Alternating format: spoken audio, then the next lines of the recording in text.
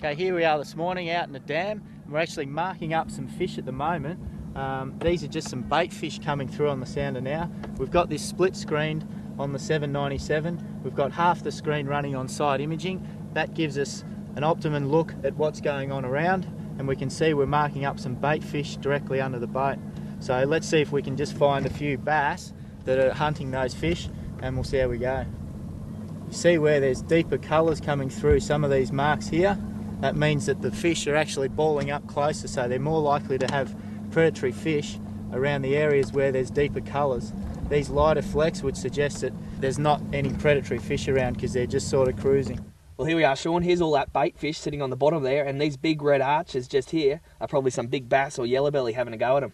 So I reckon what we do now is get our rods and catch these fish.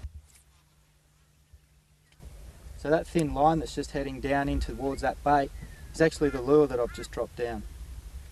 So if you're looking to target fish in a certain depth, you can actually use your sounder to see exactly what depth your lure is.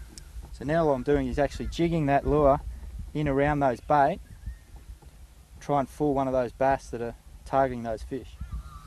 What you can do is actually see exactly where your lure is in relation to those fish down there. So if I need to go a bit deeper, I can see that I'm jigging a bit high, so I'm just going to go down a bit deeper. And now I'm right in the middle of that concentration of fish. Yep. Well done, Shawnee.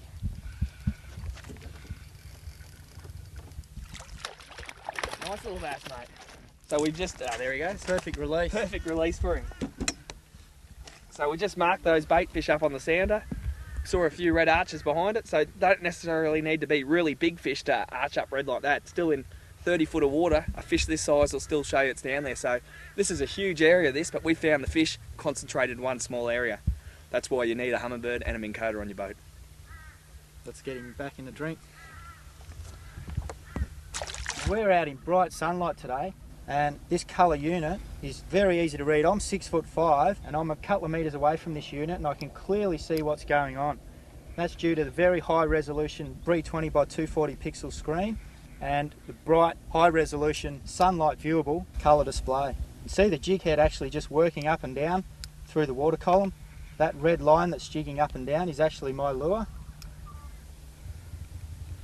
And this is available right through our product range. This is our entry-level sounder. You don't need to necessarily go out and buy the most expensive unit on the market. If you just get the right unit, high-resolution screen, clearly visible in sun, it'll tell you everything you need to know. Alright, we've just been spotting the fish on the sounder here over this flat, and they weren't taking our bigger bait fish profile lures, so I've just thrown out a smaller soft plastic to try and get one in to bite it. And second cast, he's come along and nailed it. Right done, Timmy. Nice bass. Fish So shut down a bit. We saw those fish holding right down on the bottom, so what I've put on is actually a little soft plastic lure here with a lead-headed jig. I've cast that out, let it sink all the way to the bottom. The sound is showing us the fish are holding in the bottom 3 or 4 foot, so I'd only give it about 5 winds, drop it back to the bottom, 5 winds, drop it back to the bottom. So by looking at my sounder, I knew where the fish were holding. By keeping your lure in the strike zone, you can get results like this. Let's get him back in the water.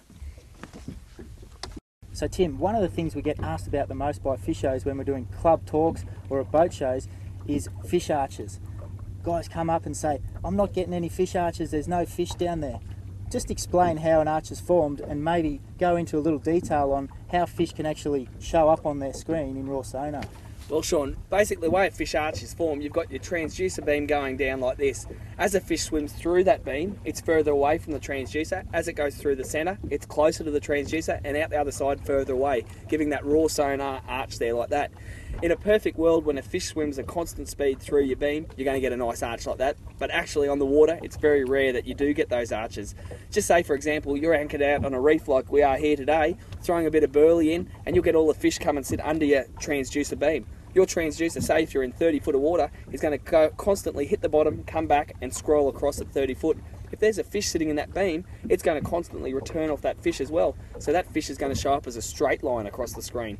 To get arches, you've either got to be idling over the fish or the fish swim through your transducer.